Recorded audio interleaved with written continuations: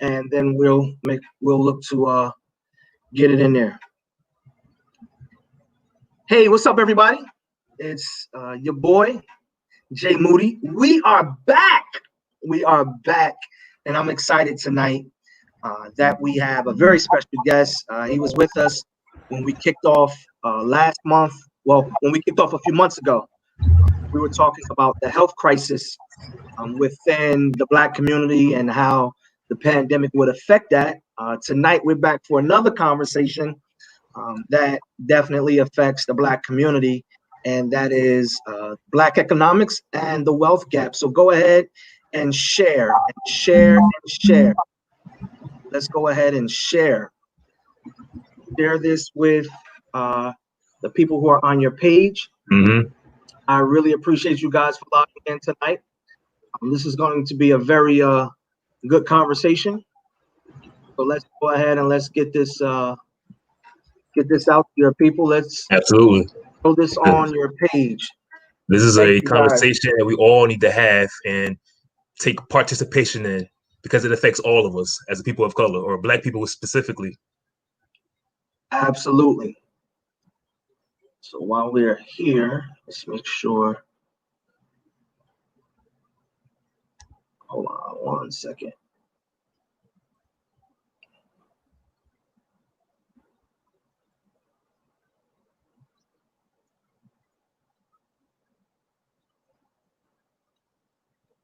Okay, here we go.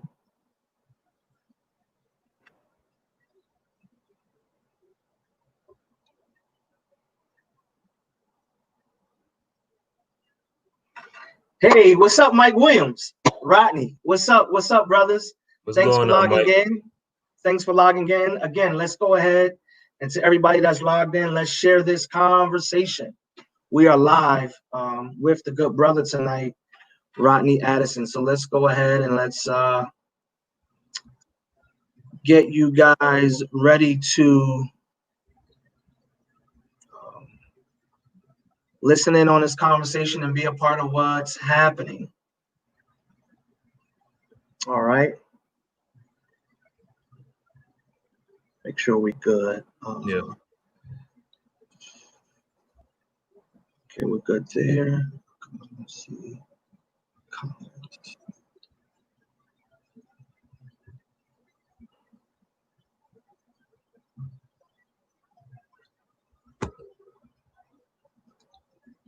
One second, guys, and I will be right there. Amanda, thank you for sharing the video.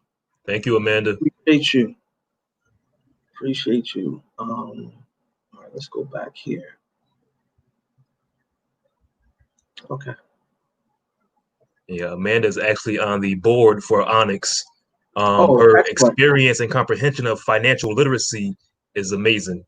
You know. Oh, that's what's up. So, yeah. Amanda, make sure we get you commenting on this conversation tonight, so we can, make this as fruitful and productive as possible. So, absolutely, guys, tonight we have one of the good brothers of our community here in the city of Patterson. He is not just a trainer. He is not just a nutritionist. He is not just a qualified person who likes to work people out, stays in shape, right? But he's a wealth of knowledge. He's a solid person. He's a solid person with a wealth of knowledge. And we're going to open up this conversation tonight. And we're going to be talking about Black wealth. We're going to talk about the gap, the wealth gap within the Black community.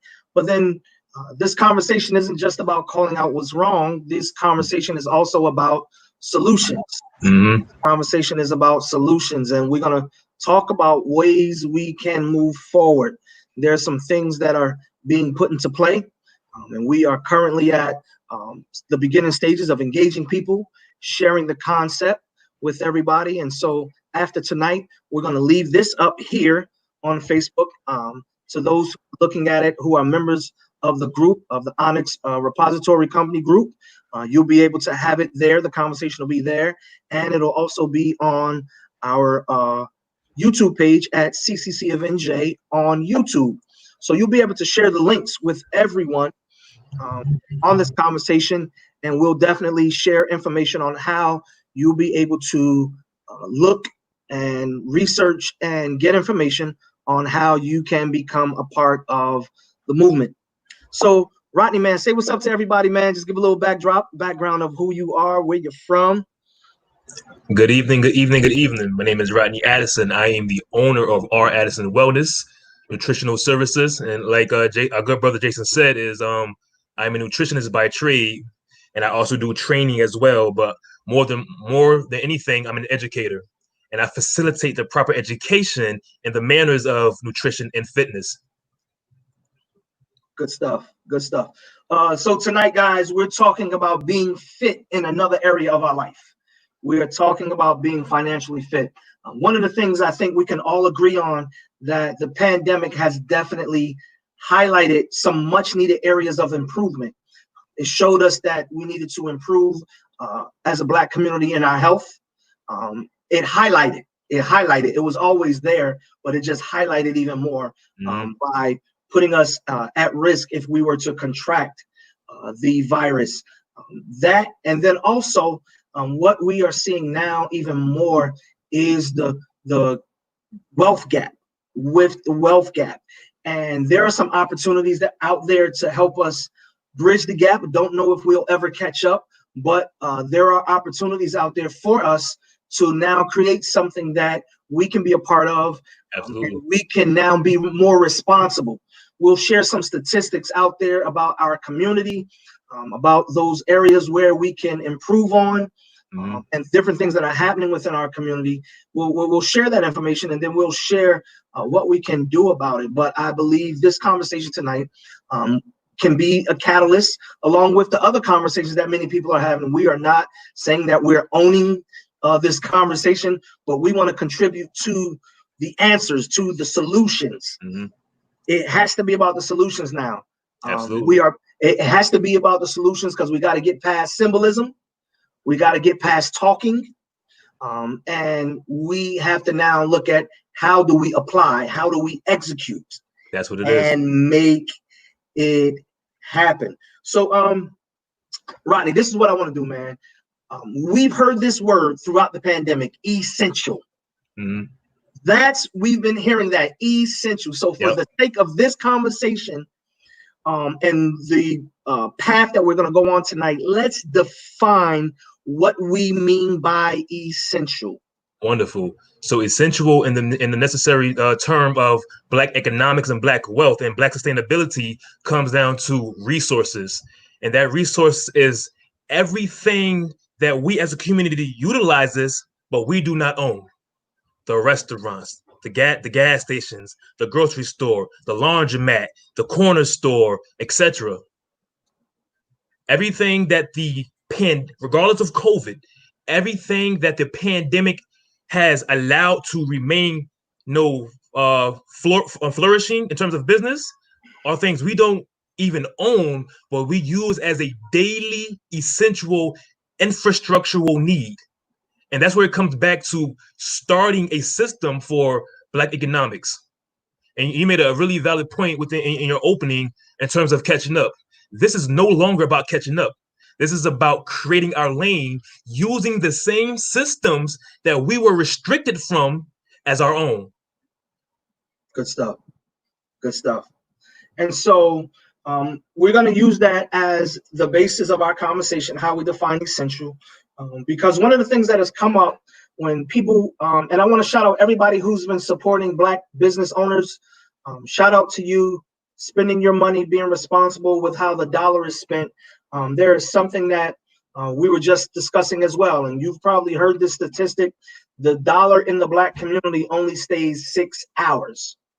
It only stays 6 hours compared to that of other ethnicities. If you're Asian, they're looking at 30 days. If you're Jewish, they're looking at 20 days. If you are just white European, you're looking at 15 days. But in the Black community, it is 6 hours. 6 hours. So that means if your what do you call it? Your direct deposit hit at midnight. Within a few hours of you waking up, it has now left the community. It has now left the community. So, you've heard those statistics, and you've probably also heard that the Black spending power is somewhere around 1.2, 1.3 trillion a year.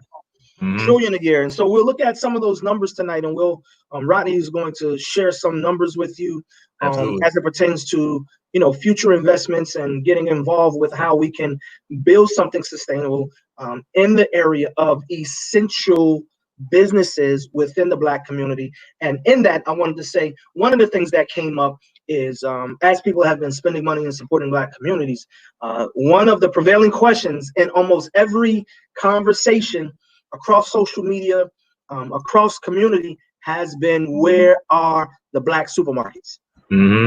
Where are the Black supermarkets?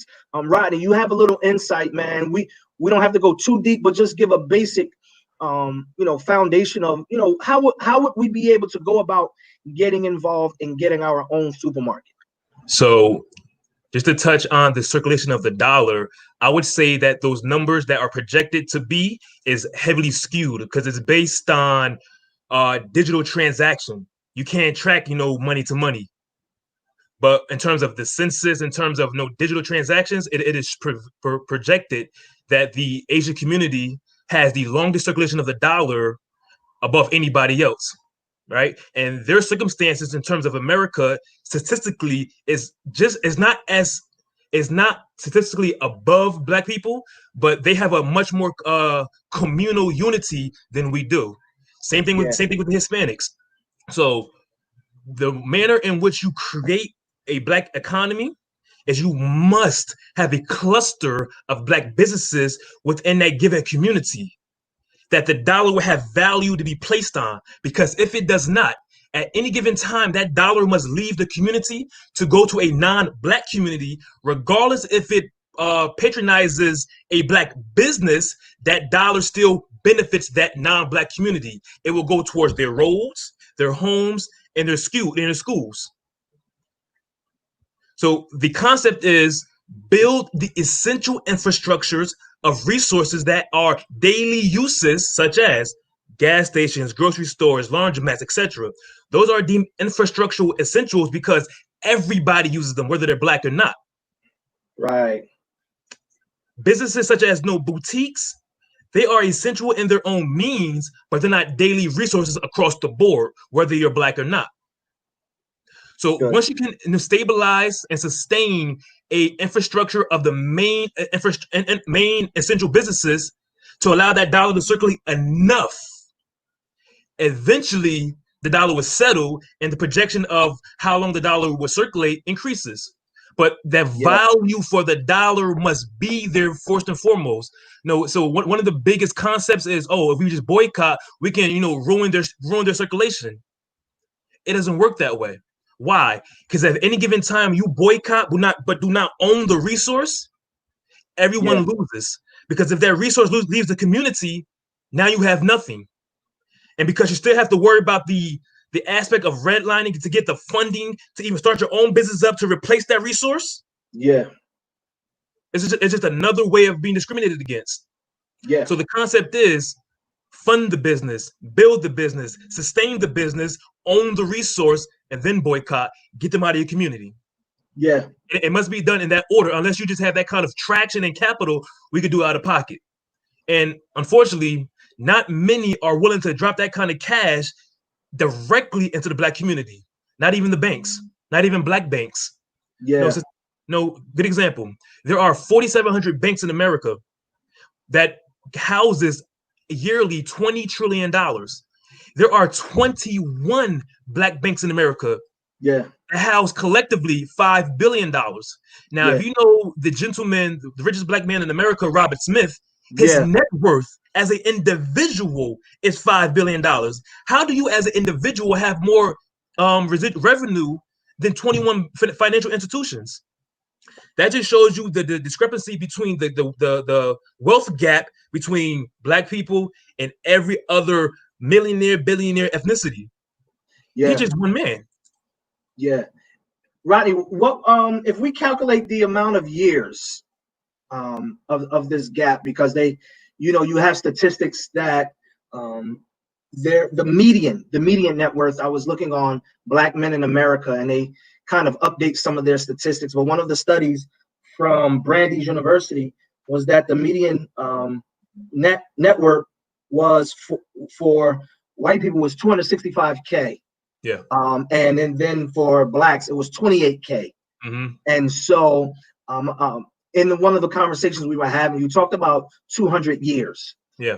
So how many generations is that? What are we talking about here? From 200 years, you're talking about 7 generations, give or take. And but that's 200 years from the time pardon me, that's 100+ years from the time of the Housing Act being developed in 1934. That's not from the 400 mark of slavery. We was really talking about projections. We're about 15 or more generations behind the ethnicities who are established with some kind of communal wealth. But from the time in which the wealth gap had exponentially increased, it was at the start of the Housing Act in 1934. Yeah. So let's talk about that a little bit. Like, what happened with that act? You were able to do what? Like, or what was taken away from us? So what was kept from us? But before I can get there, you have to understand, the plight that came before it, and that was the massacre of the Black Wall Street era from 1886 to 1921. That 32 years of excellence was the last time we ever had a Black on Black unification. That 32 years was a success. Was the last succession of communal wealth. That during that time frame, their median income was greater than our minimum wage today. Wow, it's sickening. And they did that without any governmental implementation. Aside from the 40 acres that they allocated in Tulsa, aside from that, they did that with no governmental implementation at all. That was, I'm gonna scratch your back, you're gonna scratch my back, we're gonna pull up our own bootstraps, and we're gonna get to work. Wow. What do you think was the psychology behind that, man? And how can we, what would we need to do psychologically to have something like that? Because I hear people talking about it, it's, we need to pull our resources together. We need to do this, but it seems like when the plan goes into action, there's a retraction of statement or a retraction of commitment. So what would we need for that, man? And that comes down, the first portion comes down to ending the thought process of what's in it for me. You can't have a communal wealth if it's only about you. It must be about the we. So if your mindset is what's in it for me, don't participate, because you're going to hold the community back as a whole. Because when you have one bad egg, it eventually spoils another bad egg, and then you start losing the sense of community as that bad egg gets to talking. Yeah. So what do? You have to first listen to the need of the people. And the needs are very obvious because we talk about it and we live it daily. So what do? You put the legality together first to make it a legal entity so that everyone can see that this is legitimate. Because when you just have a movement that is not, unfortunately, on paper, it comes off as pyramid or scheme or, that lack thereof, a appliance scheme. Yeah. So when everyone can see that it's legitimate in the eyes of the state or the country, it makes it seem as though, this is a lot more legitimate that I can back up. So once you move past the paperwork, you move into, the attraction and the engagement of how can we all participate. Yeah. Because at this point in time, we need all 48 million Black individuals to participate at some level, whether it's monetary or not, skill set or not, expertise or not. Everyone must participate. Yeah, that's good. That's good. So with that being said, you mentioned Robert Smith, and for those of you who are not familiar with Robert Smith, you might know he was the guy who donated and paid for all of the student debt. 400 student debt. Share what he's doing to help the community, the Black community, Black business owners in this process. So our good brother Robert Smith, as Jason said, he donated his own personal funds to pay off 400 students' debts at Morehouse College. So you know what that does? That improves morality, and that improves the pride and sensation of, I now have to pay it forward. Right. Because at any given time, when someone does right by you and you do not reciprocate that doing of rightness, you are doing a disservice to your community. Yeah. At no given time does another ethnicity are obligated to give back to our communities. But when you have that domino effect of one black brother doing for another black brother, you should feel obligated without any hesitation to say, I'm going to do the same, no matter how small I start. Now, the initiative that Robert Smith is trying to initiate, he is trying to call upon the 10 most financial institutions in America to donate or allocate 2% of their yearly revenue back into minority communities. Now, I have my own thoughts about that when the term minority.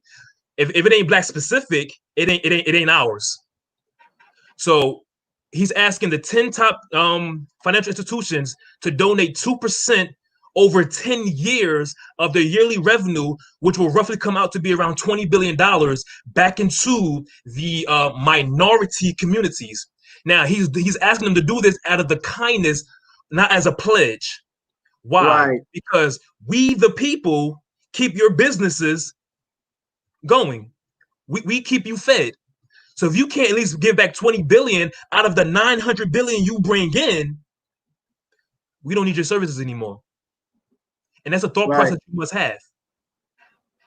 So my thing about the term of minority inclusion, community inclusion, is that when you look at the black community specifically, we don't have the reach of financial institutions that are on our behalf. Because first and foremost, banks are businesses. Mm-hmm. They don't have to, per se, give back more than they share of what we give to them to keep them in business. Yeah. So when you look at black communities more specifically, most black communities don't have a branch of banking, especially a black-owned bank. Majority of black banks don't even have branches aside from their main branch. So when that money comes trickling down, I guarantee you, less than 1% of that fund is going to come to black communities, regardless of minority allocation. Yeah, we've definitely seen over these past couple of months, man, the struggle. Unfortunately, a lot of our local black businesses are going to close.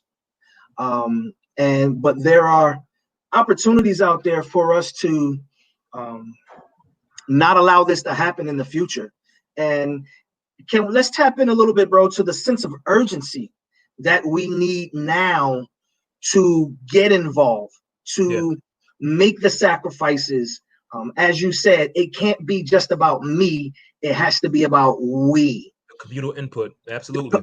Absolutely, man. Let's talk about the sense of urgency, because I think sometimes we get a little laxed. You know, many of us are doing well or okay, better than maybe our parents have been. And, you know, we've kind of developed this casual, attitude, but not really seeing how others are advancing and we're actually getting left behind as a group.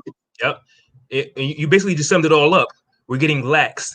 So you have to look at the past in order to understand the future. So they say. So if you don't understand the lessons put forth from the Black Wall Street era through the Civil Rights era and so on, we will continuously make the same mistakes over and over again. The lessons are there. And that is, if you look at the Black Wall Street era, they did much greater infrastructural wise than the Civil Rights era. Why? The Civil Rights era, as vital as it was, it did not introduce infrastructure to enhance the black capacity. It just says, we want you to see us socially as equals, kind of, sort of. Yeah. We see how that goes. Because it's on paper, you cannot mandate someone to change their way of thinking. So it did us no good to introduce 11 different civil rights acts if it was going to be enforced. So when you look at the Housing Act of 1934 up to the Housing Civil Rights Act of 1968, what was really introduced? Nothing. It just said on paper, I won't discriminate against you to your face. But on paper, I will continue that trend. It's called a social and governmental covenant that we are not included in. Yeah.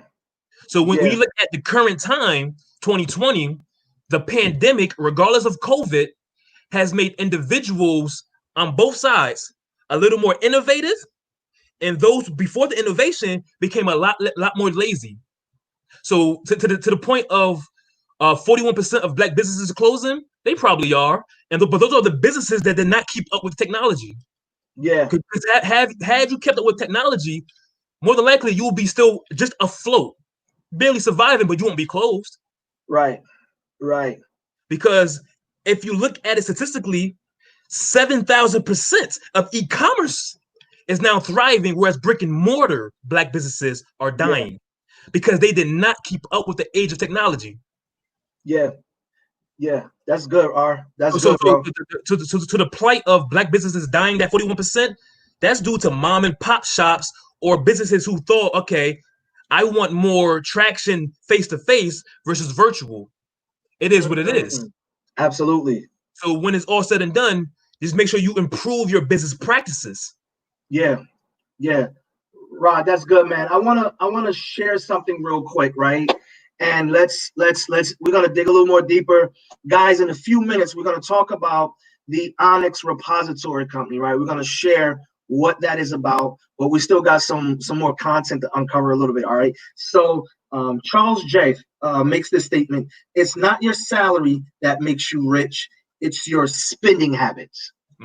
It's not your salary that makes you rich, it's your spending habits. Just a couple of things, because we defined what essentials were, and you mentioned about the 48 million Blacks that we have in the company, in the country, and also the statistic of the 1.2 trillion spending that we have. One of the biggest products that we spend on, that Blacks spend on, is ethnic hair and beauty aids. Yep, it is a $800 billion. It's an $8 billion industry. $800 billion industry, and we own none of it. But we are the greatest consumers. Yeah. So it becomes a thing of where we spend. There are some people that are doing very well in their career, very well with their business. They're doing very well with their life. And so it's not how much you make, it's your spending habits. There are people who make $40,000 a year and are very happy, and they don't spend a lot. They save more than they spend, and they're doing well. So it's not about how much you spend, but it's about where you spend. It's about your spending habits, right? I'm sorry, not how much you make. That makes you is how you spend it or how you invest it. All right, can we talk a little bit about the importance of investing in the future? Because when we're talking about building this is not an overnight situation. Yeah. Quick story, shout out to my mother, because she introduced me to the first, phase of self-investment. As a child, every summer she would give my brothers and I a notebook and an envelope with $100 bill. And she said, make that $100 bill stretch the summer. Oh, wow. Cool. So every time the summer ended, I would still have that bill in the envelope tucked away, piling up dust, because I didn't care to spend it because I knew my mother would not allow me to go without. So that gave me the first insight of internal investing. Yeah. So, and to answer your question, investing is not a future thing; it is a now thing. If you don't first invest in the literacy of business and financial aspects, trying to improve one's personal wealth will get you nowhere. Because if you have a business and you want to organically scale that business, if your business practices does not supersede the need of the growth, getting funding to grow will do you no good. Why? Yeah. Your business practices using that funding will be at the same standing as where you were before you got it. You will either misuse the money and or waste it to the point where it did no benefit to your scaling. Yeah. So if you don't understand your dynamics and your demographic of your business, the niche of your business, the ask of your consumer, trying to start a monetary investment will do you no good. So I always employ everybody to go get some level of education via, some form of professional insight, or through self-indulgence through YouTube videos or whatever. But it has to come from the practices of now learning to how you can apply them.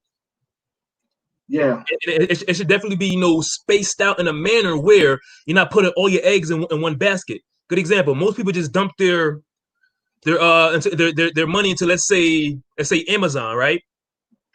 Okay, but 10 years from now, Amazon will not be the global leader. It will be another startup who saw the trends of an Amazon and beat them out.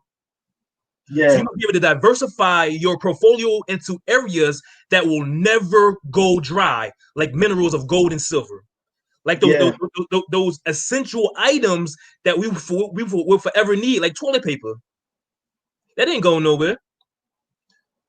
Yeah, that's good. That's good. It's funny you mentioned that, man, because during this pandemic, I started become actively investing, right, outside of my 401k. I started actively investing day to day, and it was several stocks that did well during the crisis or during this crisis.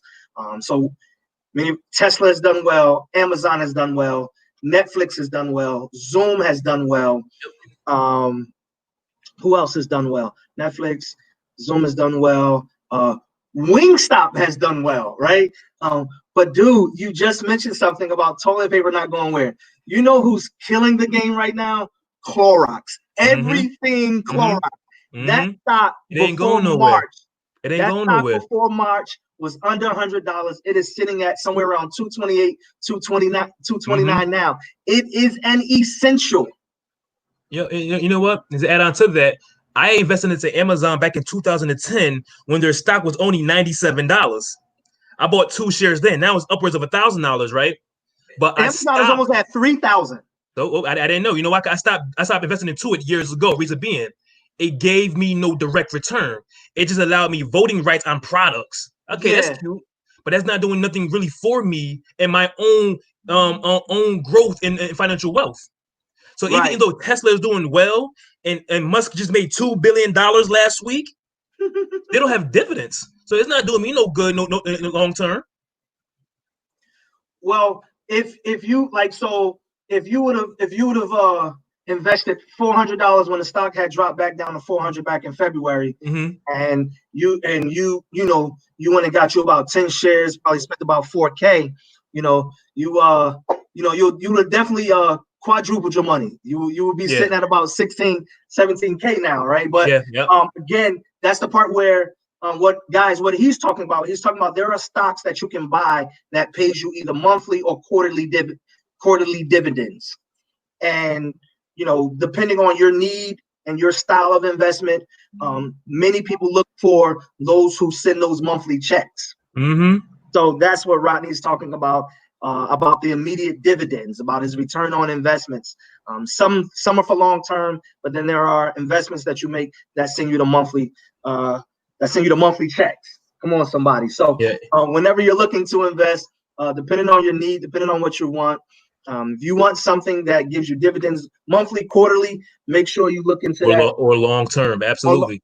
Make sure you look into that. All right, man. So we were talking about we are supporting one another, and we're even doing a lot more locally, man. But let's hit that before we get into the Onyx, guys. I'm gonna keep saying Onyx because I want you to catch it. I want to keep sowing that seed because we're gonna talk a little bit later about what it is. And talk about the importance of owning that land or that property, right? We were breaking some numbers down in terms of undeveloped land versus developed land in the meeting the other night. And again, we may shop local, but let's talk about how important it is to own that land and own that property. All right. So I know we can all agree that ownership is key, and owning the property is nice and it's a great benefit. But owning that land is where it's at, because you have the benefit of developing on that land.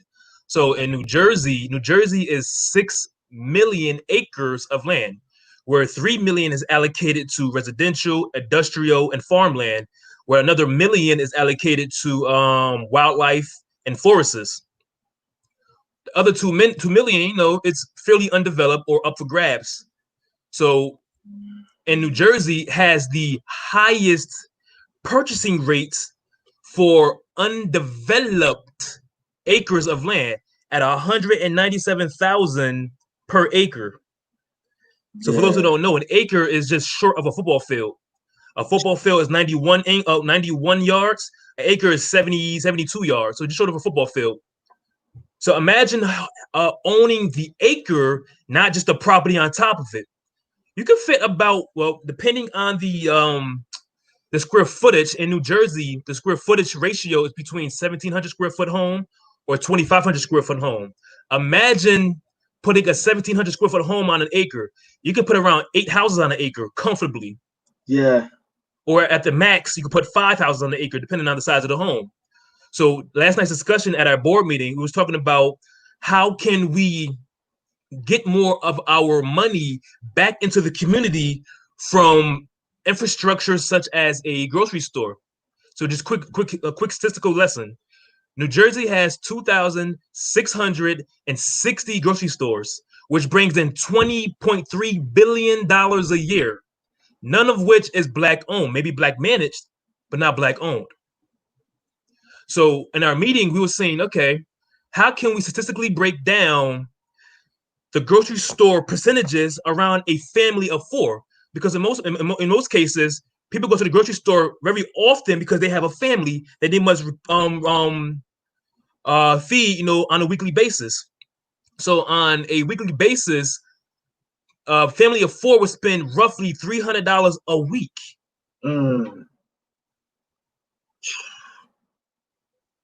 $300 a week. And that's generalization. So when you divide that back by the 13% of Black people who have a family of 4, we spend around $4 million a week in that 13%. In New Jersey. In New Jersey, which is around $2 billion a year. But we don't see any of that revenue into our communities. Why? We don't own the land, we don't own the distribution, we don't own the store. So imagine owning the land in which everything is built on, including the distribution from farm to store to home. Even if we owned 10% of the total structure of the amount of grocery stores in New Jersey, we could bring in, what was it, $2 billion a year. $2 billion a year. What would it be? 200 million? It'll be around 2 billion. No, that's the overall spending. No. It would be right. 10% of the 23 billion or something like that. Right. Yeah. Yep. So if we own not only the farmland, the distribution from farm to store and farm to home, just within New Jersey, we can allocate $2 billion back into Black communities. So how would you do that? And this is going into, you know, our Onyx discussions a little later on, but I just want to give them a taste of how that money can be easily allocated back into our communities. So in the 21 counties of New Jersey, only about 11 counties have dense Black cities. So overall, out of that 11 counties, only 20 of them are dense Black cities that have some level of dollar circulation that needs improvement. So again, using Paterson as the example, because that's where I'm from, Paterson is the 18th most dense Black city in New Jersey, whereas East Orange is the Blackest city in the country. Fun fact. They are 88% Black, but their population is only 66K. Right. Whereas Paterson is over 140,000. Right. So the Black population in Paterson is only roughly 13%. Wow. And we make up the biggest spending habits, as you noted before, in all of New Jersey, in all of Passaic County. But we don't own anything. Wow. That's wow. So imagine having owned the farm that distributed the goods to the store and to the black homes. We get to keep a lot of that. Not only do we introduce job skill training, but the circulation of the dollar will significantly increase, and our margins of loss become significantly less. Why? Because we know because we're pinpointing the distribution from farm to store to home. We know the amount in which that black store is selling in produce, so we know how to cut back so the produce isn't wasted, so we can control our loss margins. Yeah. So our profits will always be potentially in a surplus. Yeah, that's good stuff. That's good stuff, bro. Man, since we're here, bro, let's go ahead and let's talk about the Onyx Repository, man. Let's talk about what it is. Let's introduce it to everybody. Everybody tonight, we're going public with the Onyx Repository. It's been a group that has been discussing Black economics, keeping the dollar within our community longer than 6 hours. It's an opportunity for people, Black people, to get involved for long-term wealth and generational wealth. And there are levels to it. And so, me and Rodney, we're ready to talk about it a little more. And if you have any questions, again, put the questions in the comments, and we'll look to get to them when they come through. So, all right, let's talk about it, man. What is the Onyx Repository? So Onyx Repository is an investment vehicle that will introduce essential infrastructures into the Black communities to help create and sustain the circulation of the Black dollar. So Onyx Repository is structured as a legal entity, as a nonprofit and a for-profit entity. When you can, well, before I go into that portion, the way we are structuring our business model is to make the community as responsible for its growth as the repository itself. Because when it comes down to it, when you need to grow your community, you do need a level of capital that no financial institution is willing to invest into the hood. All right, stop. So basically, you're saying to us that not only, it's going to take us to help us. Okay, go. Simple as that. That's cool. Well put. That's really well put. I know I have the habit. I just don't want us to, keep looking. It's funny because we can give certain advice to people about things and like, why you keep going to them about that? They're not going to do anything. And it's like, really, no knock to anyone on your process. But at this point, I think it's really safe to say that going to government for certain things at this point is like getting water out of a rock. And it's going to be us when we show that, we are moving forward in a certain direction, nothing is going to really move for us until we become more involved in making it happen. Exactly. So when it comes down to it, when a certain level of capital needs to be raised in order to do infrastructural buildings in your community, if you don't have a voice for that capital raising and how it's applied to your community, you are going to be left behind as a people and as a community. So what do? We the people must fund, build, and sustain our communities off our own dollar. Yeah. So just to bring in the point of our spending habits, we have a $1.3 trillion spending habit, but none of that goes directly back into the Black communities. So imagine having that driving force of $1.3 million allocated directly into Black communities as it should be, versus waiting on 21 Black banks who only have $5 billion who won't put back into the community because it's business first. And the thought process is there's no value in the hood. That's all right, man. You just, we can really, it's interesting because there's no value in it until somebody else comes and get it. All of a sudden it's, go ahead, man. That's the point. So when we, the people, we, the Black community, will invest our dollars specifically into Onyx Repository as our leading financial premium institution. The community has a say-so on how that institution funding gets allocated back into the community. Why? Because it's community ran. Yeah. All we have to do is, one, in the process, we are in the process of now of creating 2 levels of human resource, which is the county committees and the business advisory board. Within the county committee, they will be the oversight of their county in the most dense Black communities that need the most infrastructural need, that has the ability to sustain that Black dollar. Right. They get the need of the people, pull that data, bring it back to the repository and the board of the repository for planning and funding alongside the business advisory board. Yeah, that's so good. Once that planning is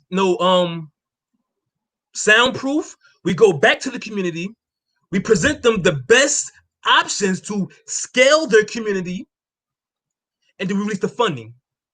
Yeah, that's good. One infrastructure at a time. That's good. And once that infrastructure is sustained within that community as a whole, you start moving on to the essential businesses that are not daily priorities, such as individual businesses that don't benefit everybody. Right. A grocery store benefits everybody, whether you're Black or not. A nail salon does not. But it's still essential because it brings revenue back into the community. Absolutely. Just not priority. Absolutely. So if you are a singular business that is essential and prioritized, if you want to scale your business, guess what? You go to your county committee, have them pull the data, bring it back to the repository, circulate it alongside the business advisory board, and the process continues. The business advisory board will come up with the best business and financial practices to help scale your business organically. Because if you can scale your business organically, you never needed the funding. You just needed better business practices. And in most cases, that's all it really is. You had poor marketing. You had poor customer service. Improve on where you lack, funding itself most likely won't be necessary. But if by chance the recommendations does not stick and you cannot scale your individual business that is essential via the recommendations, then funding will be released. You will still go through the channels of having the repository, the community, the county committee, and the advisory board oversighting you as you utilize the funding to assist you in growing. Because again, this is a communal business. We want you to succeed. So we're going to be on you as you use that funding because we want you to succeed.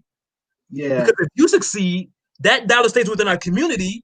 It improves the city's infrastructure in terms of schooling, houses, and roads, which in turn benefits our generational standpoint for the next 10 generations. Yeah. What we do now is for the benefit of the next generation. But if we don't get started now, I promise you, 2021 will not be pretty. If you follow social and marketing trends, it's already happening. And we are not on the agenda. Yeah.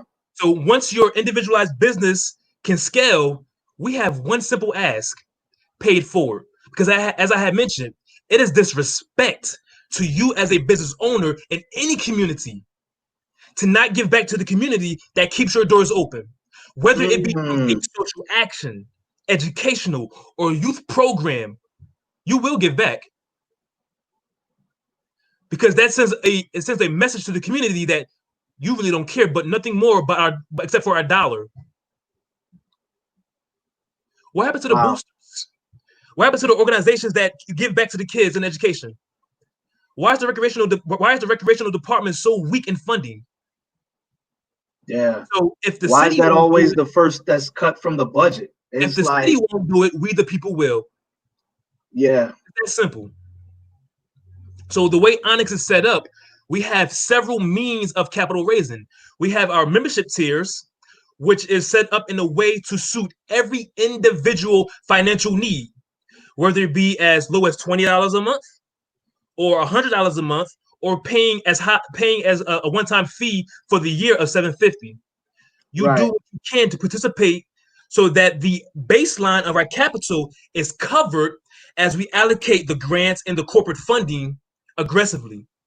But that's where the bulk of it's going to come from, especially from initiatives as the one Robert Smith is trying to set forth. We're going to attack that heavily. There you go. There you go.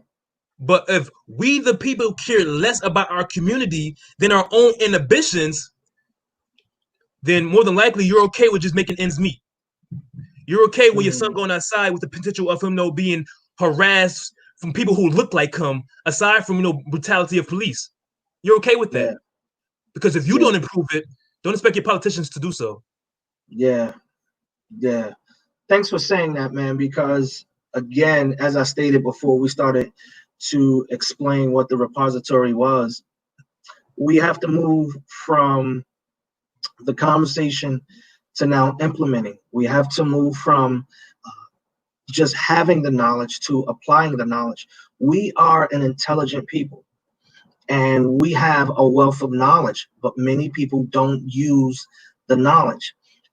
It may vary as to why they don't use it, but the fact of the matter is that they don't use it. We do have the resources. If we were to come together, we would have it if we were to come together to make it happen. And I'm definitely going to be promoting the Onyx Repository because I believe it's a system that will help us to advance. I'm having the conversation. I'm doing what I can to be a part of the solution from myself and my household. And we want to sacrifice what we need to sacrifice for the generation that's coming after us. Exactly. I stated last night, we don't have, my wife and I, we don't have biological children, but we have godchildren. We have a niece and we have nephews. And we often talk about doing something to help them for college if they don't have a scholarship, or just something that they would like to, engage in, whether it's a business. And like other cultures, when it's time to buy a house, we can gift them, 25K, 30K, or 10K to help them with the down payment so that they can have their own house, right? They don't have to start off renting, but they can, start off owning. Or if they have a business idea, there's a book that I'm reading called What Would the Rockefellers Do?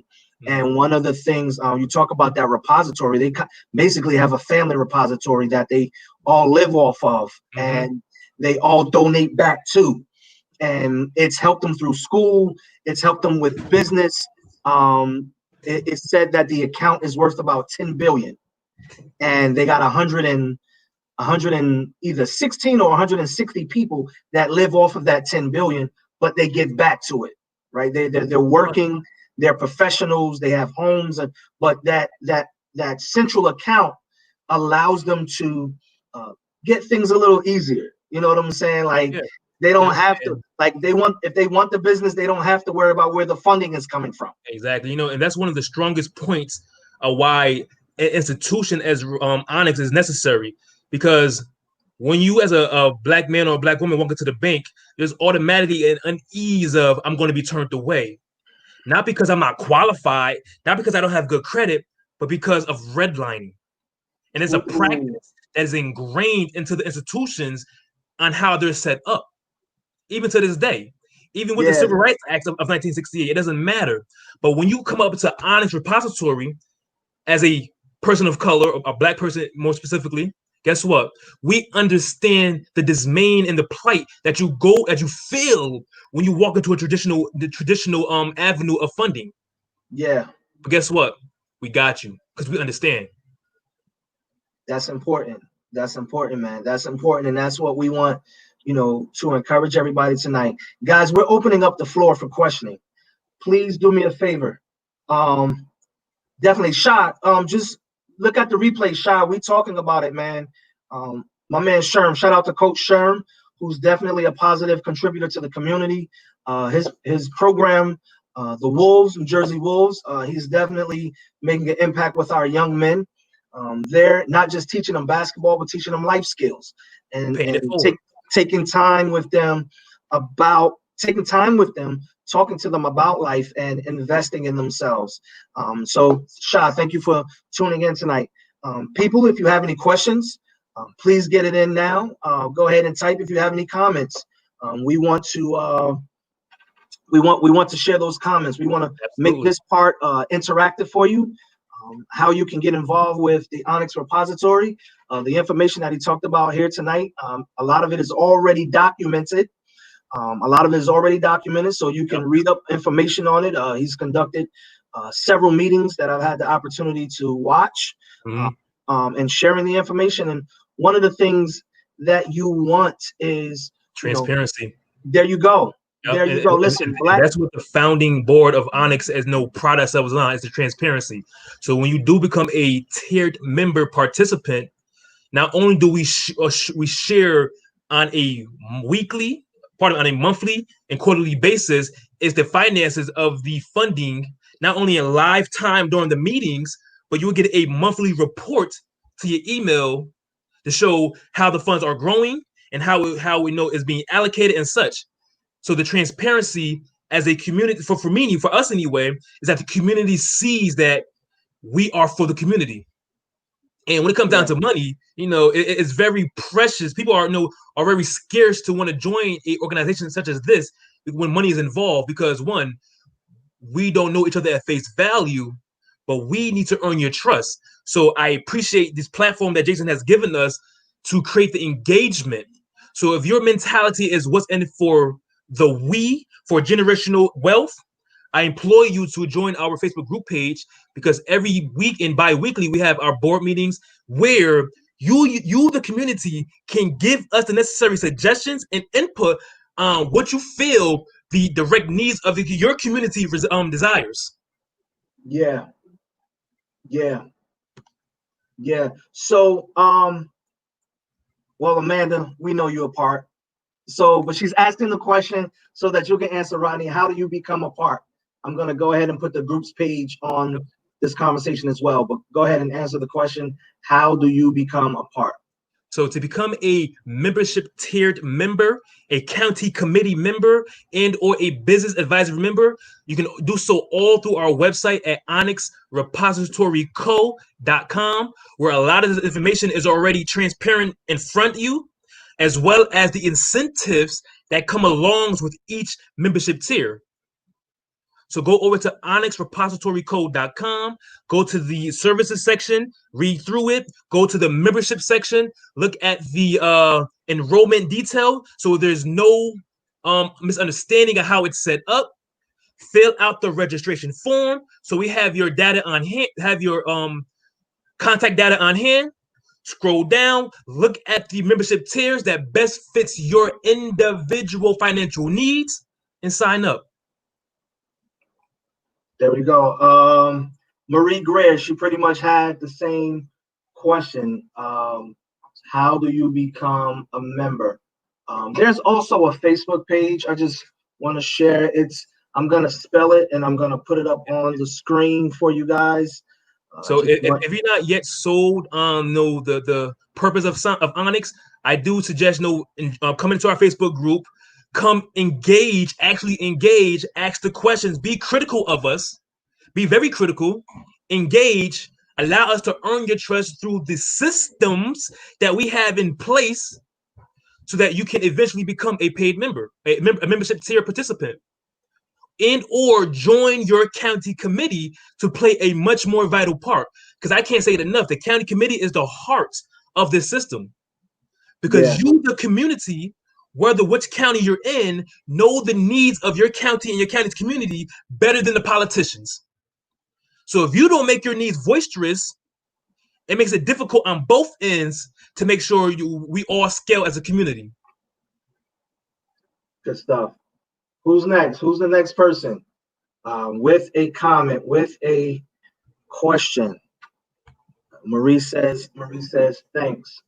If you go to 1 second, guys, let me just. Yeah, 1 second. Hey, Amanda, if you can you share the group page in the comment section?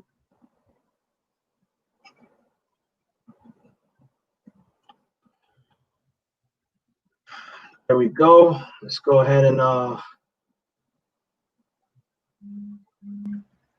we pinned it up in the group. We pinned it up in the comment section. So go ahead, if you click on that link, we pinned it up in the comment section. Go ahead and click on that link. Rodney, man, I really appreciate this conversation because it's definitely stimulated a lot mentally. Someone asked the question, what about opening up? Hold on 1 second. What is your take on opening up businesses in counties that are primarily white? It does the Black community no good. So that kind of statement is very, me driven. Because if you truly want your community to grow, you will do what it takes to make sure that business is open in your Black community. Because once again, at any given time, when that Black dollar has to leave the Black community to support a Black business that is not in the Black community, that dollar goes towards that non-Black community taxes, which improves their circumstances, not your Black community. And that's the bottom line. But if you happen to have a business within a non-Black community, do what you must to survive. But guess what? You yourself will not have any direct benefit unless you live in that community. Yes, your business will stay afloat, and I pray it does. But then what? You'll see their roads get better. You'll see their schools become enhanced. You'll see their property taxes balance out because your business is there. So basically, with opening it in the Black community, it's to help keep the dollar there to improve the overall quality of life. Absolutely. In that community. And quality of life is a form of generational wealth. Got it. Great example. I'm going to make two really good points. One of the biggest downfalls of the American economy is when they made trade skills no longer a high school prerequisite. At one time, you can leave high school with a career in a trade skill that equaled the income of most degrees. IT, plumbing, electrician, cosmetology, chef, etc. Those are $60,000 to $75,000 a year skills. Absolutely. But when they took that out of the schools and our community was no longer able to get those certificate skills, it became harder to generate wealth in the communities. Because they didn't have the financial application to go spend 10 grand, 20 grand, 30 grand on a 10-month program. So which is why our model is paid forward. So let's say you are any one of those have any one of those trade skills, you should feel the need to want to mentor the youth on wanting to do more, do less institutional driven paths to picking up a trade skill. All right, stay right there, bro. You just talked about mentoring. So remember, the conversation shifted last night to where you talked about when we own our restaurants or stores in our community, it's usually one generation and then that's it. And that's it. Let's talk about that mentor and that succession plan. Let's talk about that succession joint. Like that is critical. So Black people have no statistic for legacy enhancement. So I remember as a kid, there was a store around the corner from me called Mr. Brown's Grocery Store. When Mr. Brown died, he had no children. He had no kin to take on his legacy of his store. And guess what happened? The Hispanics bought it out. And that improved their economic standing. So when we don't have the capacity and the compassion and the need to want to give paid forward to the youth, you are cutting our legacy short and the need for generational wealth along with it. Because when the youth does not see individuals as themselves and a capacity above gangs, above just going to school to get a degree. Yeah. When they feel as though opportunity is not afforded them because it costs so much. Yeah. You cut that legacy short as a people, period.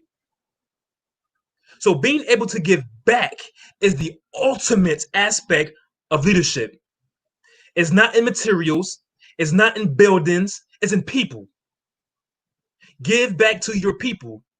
And as the saying goes, yes, it is very difficult to fix broken men and easier to bring up children. That'd be true.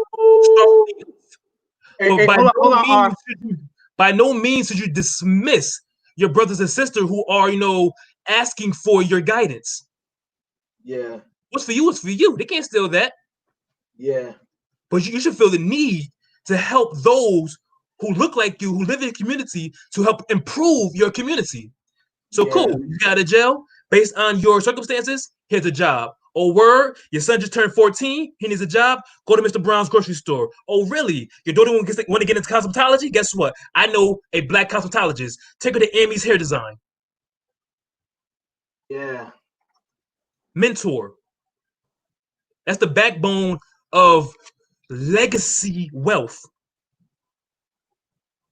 Good stuff. That's good stuff, man. That's good stuff. We definitely need that. And I know sometimes it seems like our children don't want to do exactly what we're doing. They may not want to go into the business, but we have to teach. And that's okay. Whether they want to do the business, what's more important than the business is the skills that come along with the business.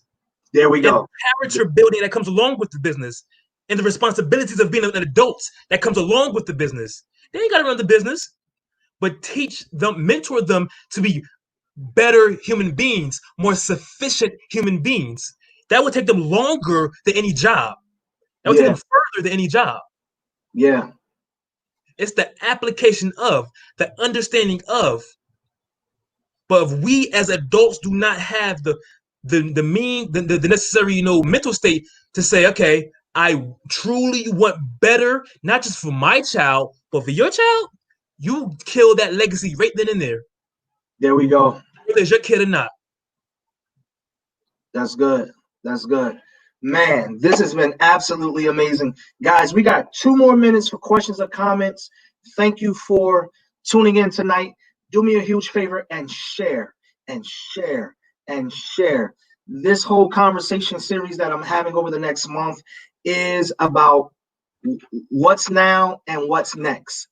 What's now and what's next. We have to shift. We have to shift our mindset. We have to take our experiences and learn from them, and we have to move forward to a better future. We have to move forward to a better future. We have to now look at models that'll help us attain the goals that we have. Any models that are antiquated, that will cause more problems with us attaining the goal, we have to do away with those models and follow the models that are going to help us position ourselves to allow our children to have a future. We got to look beyond the millennials, and we have to engage Generation Y and Generation Z. The millennials are young adults, so we can mentor them, we can coach them, but the real sacrifice is for Y and Z. It's for Y and for Z, guys. So I know millennials have become such a pop culture word and has dominated the culture so much that people are still using it, not realizing that millennials are in their 20s and 30s. Like, they're having children now. So we're really, absolutely. So we're really talking about preparing for the millennials' children and the group that's immediately after the millennials. And while many of us still have energy, we have the opportunity to make some adjustments, because we grew up in the industrial area, in the industrial era, or towards the end of the industrial era, ushering in technology. Like, so we have experiences with both eras, but we're seeing now where technology and like Rodney was talking about, having those skills, guys. We still need electricians. We still need plumbers, right? We still need these guys. These are the trades that he is talking about, where you don't have to spend 4 years in a 4-year institution. You can go to an 18-month program, a 24-month program, 2 years of sacrifice to where you can come out and make, you know, 60, 70, six figures, right? And with the way things are going now, you can even start your own company. You can start your own company and build relationships with those who are building and with those who are who have those relationships to now contract you. So there are opportunities out there, guys, and we have to look at what's in front of us, and we have to look at the model we're using. And if the model that we're using or the system that we're using isn't working, then we have to get a new system. We have to get a new model. Exactly. So, man, give us a couple of things give us 2 things that you want to leave us with tonight. I definitely want to make a great point to add on to what you just stated in terms of the generations before and after. The generations before millennials still must do their part, because you have a level of wisdom that the millennials and thereafter have not yet experienced. Facts. Your fight is not over. As tired as you are, baby boomers, Generation X, your fight is not over.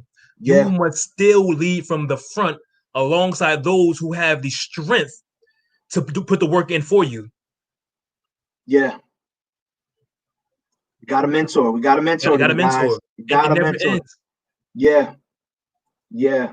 We have so much more to offer. I'm saying this to every boomers, X, the traditionalists. All of them. Traditionalists. We have so much to offer. I always say, man, you know, I'm at that age where, you know, I always look for the gray hair people. One more thing. If you're not, if you don't know this fact yet, next year, May, will be 100 years since our famed Black Wall Street was massacred. So Onyx Repository Co. is putting together a campaign to bring forth a form of expo and where we can commemorate that 100 year, not for their massacre, but for the level of Black on Black excellence and Black succession that they allowed us to witness through history. That's good. So definitely look forward to a lot of information about that coming. Definitely. Let's look forward to it, guys. Again, we're going to be promoting Onyx Repository. I'll keep you posted on what's happening with the group. We'll be sharing. We've already pinned the group, and I'll post it after this as well on my page. Want you to go, want you to click the button, want you to look at the group. They'll accept you. Come and see what's going on, be a part, and look at how you can be a part. Start at the $20 level. It is for people on all economic levels. Start at the $20 level and get a feel for the programming and what you have access to and what it's about and the community that we're building. Listen, you may not get it at first, right? Change isn't easy all the time, and we didn't get here overnight, and we may not get to where we want to be overnight, but it's going to take some time. And so, absolutely. But we got to start somewhere, right? Just start with the seed. Plant the thought, and let's water that seed so that seed can grow. So absolutely. That change of mind, that change of thought that we need can grow. So, man, thank you for joining us tonight. I'm going to pray out. Again, everybody, I appreciate you guys for logging in tonight. This conversation, Amanda said it is long overdue. Go ahead, R. And if I could just add, so this initiative is a grassroots of New Jersey. We are coming to every Black community throughout the states. So if you are in PA, Atlanta, New York, whatever, you can still participate, because the more of that 48 million Black people we get on board, the faster this transition happens. Yeah. No matter what state you're in, whether you're Black or not, if you want to participate, go to the website. Yeah. Understand that, this is for Black communities more so than anyone else. And we're coming to every Black community throughout the states. This is good stuff. Good stuff. Guys, thank you. Rodney, thank you. Also, again, guys, talking about supporting Black entrepreneurs, hit Rodney up. If you need some nutrition advice, again, we're trying to get our health together. If you need some extra, he does virtual training now, and he can talk to you more as things are opening up, how any other opportunities for training can be done, or meal plans. He does it all. He'll some of you don't want to give up what you need to give up, so he'll show you how to cut that short. Absolutely. He'll show you how to change the ingredients up a little bit, and because ultimately, have your biscuit. Ultimately, it's not the food, rather than the caloric density of the food fitting into your individual needs. There are no unhealthy foods or healthy. It comes down to how your body itself digests and metabolizes. So what's right for you may not be right for another, but we can choose foods more wisely based on body typing and such, so that you can still enjoy your journey. There you go. So we're here, guys. So God, we thank you for this night. We thank you for my dear brother Rodney. We thank you for the Onyx Repository group, God. Even in everything that we don't understand about this season, you seem to make all things work together for our good. And so we're going to take advantage of this season, God. The mindset, the psychology, of the psychological thoughts that we need to have, and the heart that we need to have to be a part of something positive. We ask that you will help us with that transition. Father, I pray that you will bless everything that my brother Rodney puts his hands to do.